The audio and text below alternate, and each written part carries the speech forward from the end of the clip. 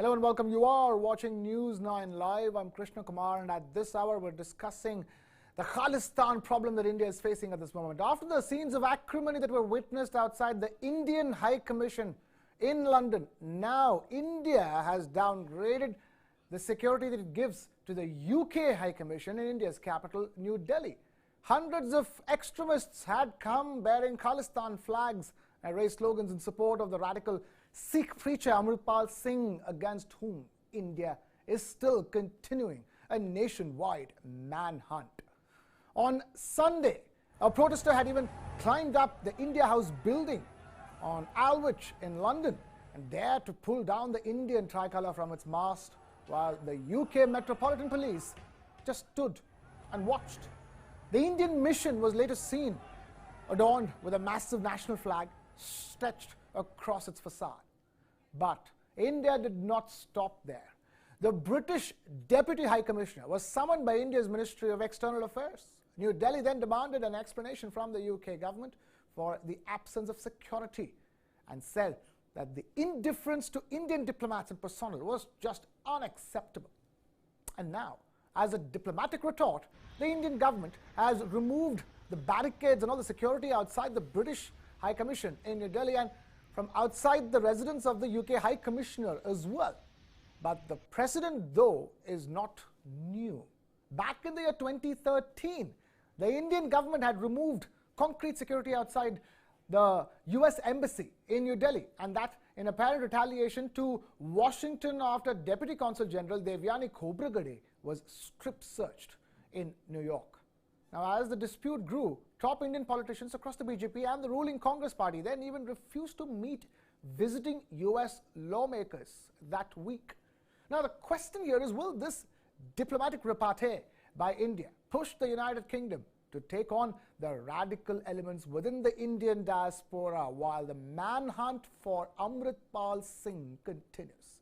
To understand that better, I have two very special gentlemen joining me in the studios now. News9's executive editor, we have Kartikeya Sharma, and of course political editor Brijesh Pandey, both of us joining. Thank you so much for taking time out. Kartikeya, I'm going to begin with you. The first problem is that India-UK ties are very, very important. They are not to be trifled with. And this kind of a repartee from India is a very strong message. But tell us, in terms of the larger context of the India-UK ties, how damaging could this be? I think this reflects growing Indian strength in international diplomacy. This would have been unheard of in 1950s, 60s and 70s.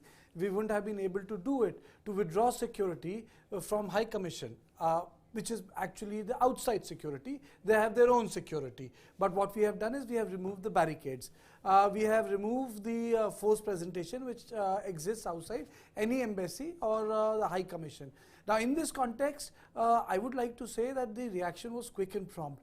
But what worries or should worry the Indian establishment is that the way the pro-Khalistani elements coordinated themselves in two different continents, thousands of miles apart, and they protested in front of our properties in San Francisco, in London, in Australia, is something to worry about. That's one.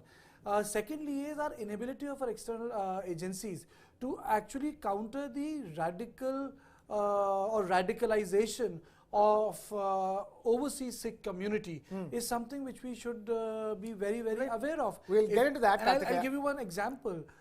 You must have seen The Americans. And it was a series about the sleeper cells which the Russians planted in America. And Sharapova's case is a classic example. So I would say that the problem right now with Amritpal Singh is not domestic. Punjab has, or the section of Punjabi population has not sided with Amritpal. He is getting support from diaspora. Exactly. Earlier, the Diaspora Act was limited to a couple of people and organizations in which they would hijack a plane.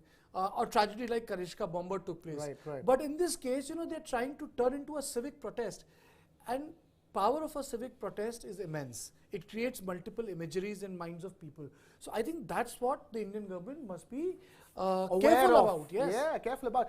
Brijesh Pandey, that's a very important point that Kartikeya is making. But let me bring this back to this entire situation where the ruling government of the country takes a call like this against an international embassy that is there in India. There is a precedent in terms of what happened with the US in 2013. How do you read this? How bigger than the previous time do you think this is? And because last time around you had the whole idea of not meeting with US lawmakers visiting India during the time because of that one particular issue.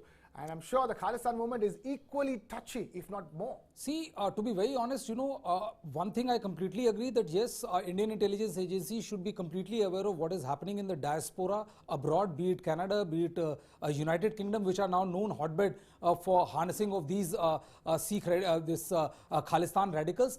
But you should also understand that that if you want to protest, if you ask me as an individual, you protest wherever you want to. I care two hoots about it. But if you enter the Indian High Commission and if you take down the national flag, and if there is no security, irrespective of the relationship you have with the United Kingdom or any other country, this is an absolute no. And I think Indian government has done it right. And I think United Kingdom should also be told in no certain way that tomorrow if there is a protest in Indian soil, which outside the United Kingdom High Commission and somebody wants to enter and vandalize the property, how would you want us to react? I mean, 50s and 60s was all right, where you're a nation which is trying to find its mooring. You have such a large population to take care of. I think India gave a befitting reply to United States of America that you cannot take our dignitaries for granted. And what happened in 2013 was a classic example. Every single individual was taken to task. I would just like to stop. These visuals are very telling, and I was discussing this with you yesterday. This is a classic way in which, this is not the classic way, but the classic way of protest anywhere abroad is, if you had pro-Khalistani elements protesting, you had those Indians who would protest on the other side of the road. In 2015, I was in San Jose, the West Coast, America, and Prime Minister was holding a meeting in Facebook, which went live. And then I was outside and I saw that there were two groups, a Khalistani group and a pro-Indian group. Pro-Indian group, they had Indian flags, they were on the other side of the road, front of the Facebook office, and the Khalistani group were at the side of the petrol station. So the road divided them, and they shouted slogans, they protested, and they went their separate way. Now, if you look at this video, that did not happen. This did not happen. They did not assault this assault and beating Indians who were holding multiple assaults on Indians. Multiple assaults and beating Indians who were holding national flags is a cause of great worry. And taking down the national flag on the High Commission. I'm only saying that you have to understand one thing very clear, that the message has to be absolutely stern. I mean, there cannot be two ways about it, even a shadow of doubt. If you will treat us, if you will not take your security concerns abroad, we will not take you as a serious partner. If you are a serious partner, you have to take our security consideration. All talks of freedom of expression, I'm all for it. Stand outside the High Commission and protest as much as you want to, but you cannot take law into your own hand. And if you do that and the government of the day doesn't stop you, then there's a serious issue which the government of India should raise, and every step should be taken to make United Kingdom realize that, keep them accountable. Keep them accountable, and this is 2022. Much water has flown under the river Ganges. Because UK cannot give this argument that they are a liberal country. Your liberal laws. This is criminal. This has nothing to do with liberal. No. There's a point. The point is that the UK says that we are a liberal country and we allow people to protest. Right. But your liberal laws does not allow Indian flag to be violated. One. Secondly, number of times, especially in London, the crowd went violent. They had broken the window panes of the Indian establishment. Second. And third, they have not provided enough security to our establishment in UK and to our diplomats. United Kingdom is not Pakistan. Pakistan, it is pretty usual thing. Someone gets kidnapped, someone gets held, someone gets jailed. But these are Khalistani secessionist elements in United Kingdom, and a country which fairly understands the history of India, our former colonial masters, and to allow this right under their nose. And I think Prime Minister Modi has taken the correct step. I think this will give a strong message to UK that this cannot be a policy statement or sort of official reaction of the government of United Kingdom, where they allow people to do what they want in context of other countries. But when it comes to them, the rules become different. No, that is the reason why, if I may add, like, Krishna, that is the reason why when this Devyani Khobragode thing happened, the government of India ensured that every single diplomat which is coming other than the ambassador was literally searched thrice before he entered. Earlier it was a cakewalk, you are an American diplomat, you can walk in with impunity as if you own the damn place. But now that stopped, and that stopped to a level where every single individual was asked, boss, how many Indian employees do you have? Are you exploiting them? Send us a list of what you are doing. So if you start applying law, then situation becomes very, very untenable. And America, I mean, I'm very sorry to use this word, but United Kingdom is also no America. I mean, gone are the days when you would think that the sun never sets on the British Empire. I think the sun is not rising again on the British Empire. On that note, let's just I just want to take this away from this particular incident and the larger problem that at hand, which is the rise in secessionism among the Indian diaspora that is being funded abroad. Kartikeya, you know a thing or two about this, and I'll come to Brajesh after that. Kartikeya, talk to us. This is turning out to be a huge problem because it's not just the UK. We're talking about UK, we're talking about Australia, we're talking about Canada. Country after country, we're seeing Khalistani elements being able to attack Indians, attack temples, attack our high commissions on foreign soil. There's another element to this radicalization of Indian diaspora.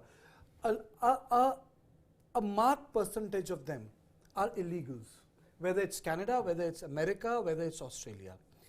And when I say illegals, they come from a section which is not educated in Indian history, and they are easy to indoctrinate. They carry that bias, and it serves as a fodder for agencies like ISI. One. Secondly, if you see where they work, they have been deployed in farms, factories. You have a different diaspora in America, like the Telugu diaspora. You have a Kerala diaspora. That's a different sort of a diaspora. That's a techie diaspora. They are in control. They're controlling the levers. Barring a minority of this diaspora, majority of them are in the agricultural sector. They want to eke out a living. They want to leave Punjab for whatever various reasons. So this diaspora has served as a bed for ISI to refuel the secessionist sentiments. The question is, why after terrorism died in India? Why after we failed the attempts in Punjab? I think my assessment is that this is happening because Pakistan has failed in creating those sentiments in what used to be the hotbed, the Doaba and the Manjha region, hotbed of the terror activities then. The participation has not taken place. But what has happened is that somehow Aam Aadmi Party's thumping electoral victory has not given the impression that the man in charge is in charge of Punjab. When we were speaking to a lot of journalists, people associated with Punjab, all of them said that there's a political vacuum. We don't have a strong leader. So it's a big dichotomy. You have an elected government, you have a popular government, you have a government with a healthy mandate, but the leadership is not seen in control. And that is why this whole diaspora politics with the politics of mischief in Punjab, they have come together. Right. And Amritpal's rise has been in the last 6 months to a year. It's been a very short, sharp rise, hasn't it been, Brajesh? And he is still out. He's still to be captured. Now they've the police, the Punjab police has released images of possible disguises he might be having, to as he traverses his way through the country. Amritpal Singh is yet to be caught, Brajesh, and one is the government of the day in Punjab and how much control is it, and the other is how can we, what is the issue there where Indian diaspora is being able to be radicalized so fast and converted back in terms of action back on Indian soil, like the way Amritpal has happened. That doesn't happen on a daily basis. Well, I won't be as alarmed because, the fact is that, Krishna, you also have to understand that Punjab went through a bloody years of terrorism and, opposed that time. There's not many takers. This Amritpal phenomena is also like a Coca-Cola, you open and there's a fizz, but it just simply fizzles out. If there was a popular support, it was coordinated. but it didn't have popular support. There's a difference between the two. Popular would have been, you would have seen people on the street protesting for Amritpal, cheering in his support. Nothing happened. Everybody, you know, who said, and one thing is very clear, you know, but people it was organized. It was, I said, I said that there's no popular support, but it was organized. So organized wise, you know, it leaves several critical questions unanswered as to how did this happen? How did he manage to escape to Pakistan, as couple of agencies are you know, talking about? Or how did he manage to escape the dragnet of 80,000 police personnel, central intelligence agencies, local state intelligence agencies and all? So that is a very worrying question as far as intelligence and action on it is concerned. But I'm not that worried about the revival of Khalistani movement in Punjab, because there's zero support. Because anybody who has lost his son, his father, his family inside that, they are not at all, they're very comfortable with this idea of secession. Also, second, Krishna, you have to understand that most of these people who are there, as Karthikeya explained, you know, the Pakistanis, and there are still people, you know, who feel that they have the wealth. They want to orchestrate or drumbeat these kind of issues where, you know, his escape coincided with protests in 3 places. I think what Indian government needs to do more than keeping a watch on the diaspora would be to read a riot act to these 3 states. They're saying that we are also all for, you know, freedom of expression. Please come to India, protest as much as you want to. So don't take law into your hand, because if you do, you will face repercussion in India. Absolutely. The lack of will from all these foreign countries in terms of controlling Khalistani elements and making sure that they are not vandalizing Indian property on foreign soil has been a problem, Karthikeya, and that's something that's going to feature very importantly going forward in our relationship with all these countries. There's just one more news which has just come, Krishna.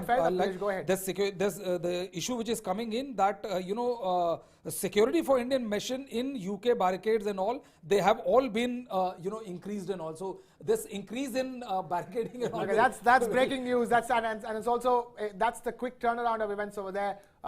Just a day ago, Indian High Commission gets vandalized by Khalistani separatists, and a day later, India takes away you know, security barriers from the UK High Commission, the embassy in India's capital, New Delhi. And now, as we speak here on News9 Live, the security given to the Indian High Commission in London is being increased. That's the latest we're listening. So clearly the move has worked, Brijesh. I mean, there was nothing to debate in the first place. This had to be done so that you know, they realize the fact that how you know, how unhappy we are and how disappointed we are. That's such a crucial partner. You know, we have a Rishi Sunak as a Prime Minister. We in India are so happy that a man of Indian origin is the Prime Minister of the United Kingdom. And there you have the United Kingdom not giving enough security to the Indian High Commission. I mean, I think, you know, crucial partnership, trade and all, you know, they need us more than we need them. And also, if you are a crucial partner, it's like saying, you are my friend, but the first sign of trouble, you desert me. So what kind of friendship is this? You know, what kind of crucial partnership is that you are allowing secessionist people to, you know, go around and chase Indians and beat them, assault them, and also the kind of visuals we are seeing, it's an assault on Indian democracy. And how can you do that? And how can you allow that? Is this freedom of expression? I mean, I can disagree with you. You know, we can have as much disagreement as possible, but I can't enter your house with force. Does it happen with any other High Commission in London? Not at all. I mean, if the same thing happens, you know, and I think the best part is, look, you know, all these countries, the second they get taste of their own medicine in India, you know, immediately they realize, oh my God, there's a difference between freedom of expression and criminal act. This is pure 100% criminal act. Right, Karthikeya, you know, we've been chatting up so much on this, but how do you read what is going on right now? Clearly, you know, better sense is prevailing in the United Kingdom with this latest move to up the security cover for the Indian High Commission in London. I think they never expected the tit-for-tat one. Secondly, for India to withdraw the security in New Delhi, they must have understood that it has come right from the top, at the Prime Minister level. And they didn't want to complicate the relationship because, you know, India is a big trading partner with UK. And the to and fro business is equal on both the sides. India is not dependent on UK the way India depends, actually, ironically, when it comes to imports from China. To subsidize its own manufacturing base. So it's a different ball game with UK. India can behave like a big brother here, not UK. There are compatibilities and there are Indian investments in context of UK, but we have to understand that who owes the prominent car brand of UK in India? We owe it. the iconic brands of UK have been purchased all over the world. So UK in terms of manufacturing and in terms of other industry is in decline. We have in a way overtaken UK in terms of right. As an economy we have. as an economy. I think more than Rishi Sunak being the Prime Minister, I think is the cash which does the loudest and the best talking. No, and but that is in just ample the display irony there. spoke to me. They have an Indian origin Prime Minister and they can't guard the Indian High Commission in London. I mean, I couldn't help but notice that. But of course, there are far more important factors when it comes to UK-India relationship. British, the UK-India relationship from here on, just like the India-Canada relationship, is going to be centered upon how UK deals with the Khalistan problem, isn't it, Brijesh? Well, absolutely. And see, in India also, the political establishment and the commentators also need to realize that it's not a one-way traffic all the time. It's very like if something is happening in your house, I can pontificate, I can give you sermons on how to deal with the situation. But when the shoe is on the other foot, all the narration changes. Like Canada and all other countries gave us sermons when this farmers' agitation was going on. I mean, perfectly all right. India is a democracy. Anybody can protest and things like that. Anybody wants to crush it. I definitely condemn it. But the point is, when the same thing happened in Canada, the same thing happened to Canada, which was the Canadian Prime Minister Trudeau was giving us sermons about how to deal with the situation. All of a sudden, the army and the police was on the ground to show, no, you cannot do this. It's very vital and critical to our democracy. So all this nonsensical approach, has to go. You have to understand your interest is paramount. As a country, your interest is paramount. If you don't do it, you just don't deserve to be in the power. And I think India should also read a riot act to Canada that if you harbor people in the name of freedom of expression, people who are secessionist and inimical to Indian security interests, there will be repercussion to that. And the second there is, trust me, like what had happened in UK system, the second barricades were removed in the morning, you have increased British presence. I think this should remain, this should be the order of the day. I think, the biggest problem right now is that we have failed on two fronts domestically. Once when this Ajnala incident had taken place, there should have been a preemptive action on Amritpal. Not only he violated law, but he misused Guru Granth Sahib. In Hindi it's called Beadbi ka Mamla. And every person you speak from the Sikh community would say, this is Beadbi. You are using Guru Granth Sahib as a shield. This is not supposed to be done. So that is one. And the second is, we don't treat politics of mischief across religions very seriously. When he has been doing this for past 2.5 years. So when he was doing it without swords and without creating a ruckus, it was okay. But anyway, whatever he said was seditious. He was talking about referendum. He was talking about breaking the country. He was talking about Khalistan. That is not a free thought. Right. Even the free speech has a limit. That was the first, one of the first amendments made by Nehru, even before the 52 elections. Free speech comes with responsible speech as per our law. So I think in both ways, where we have failed is we have failed to catch this guy. The Punjab government, India, they must catch this guy. He cannot be turning himself into some Robin Hood. I think that's where the problem is. Diaspora problem is a long-run problem, whether it's Ministry of External Affairs, RAW, our assets outside, they need to work on it. It's their job to work on them. But we need to catch this guy, because if we don't catch this guy, we have a problem on our hand. Right, Brijesh, and that's the long and short of it, isn't it? We can sit here and discuss what's going to happen with the high commissions across India. If India is not shown to be strong enough when dealing with the problem, then how can you ask a Canada or an Australia or a UK to be strong enough on the matter? Well, absolutely. I mean, you have to start from your own home turf, and I think, there should be a detailed security analysis of what exactly went wrong, because it is not a state problem. It is a problem. It's a national security problem. It's a national security problem, and Punjab is a border state. So Punjab is unlike any other state where law and order is only at the police. The 20 kilometers of the international fence belongs to the BSF. So BSF is there, it doesn't come under the ambit of the state police. So there are various other measures also which the government of India should also take in consultation with the Punjab government, and also ensure that there is a proper security audit to be done as to what went wrong. And what is satisfying is that there have been a constant crackdown of people who have provided support to Amritpal and helped them to escape. There have been constant crackdown. People are being rounded up. People are being picked to ensure that once once you show strong action, it also acts as a big deterrent. But I think, I mean, you know, it's a big security breach, irrespective of whichever way you want to paint it, that with 80,000 cops on the ground, local state intelligence and central intelligence agencies, everybody working on that, and yet that man eluded Indian security dragnet. I find this far more worrisome than the secessionist movement which is going on in UK and Canada. Right, Kartikeya, you know, that's the issue over here. It might have started out or, you know, primarily been a state problem, but it's turning out to be a central government's problem because of what's happening across the world. How do you see the government reacting to the situation? Because they're watching this. It's the 5th day of the manhunt. We still don't know where Amritpal Singh is. How do you expect the government to react in terms of deploying central agencies to the matter? There are two things. He does not have popular support. I completely agree with Brijesh, but he does have organizational muscle. He has organized the fringe elements within the Punjabi civil society, and it is for this reason he has been able to get away from police, enjoy shelter. You know, he has travelled in a car, he travelled in a Amok, he travelled in a motorcycle, he went to a Gurudwara, he came back, you know, so he has been able to avoid electronic surveillance, one. Secondly, he has also been able to harness his own network, which means that the police has not been able to crack down electronically on his network.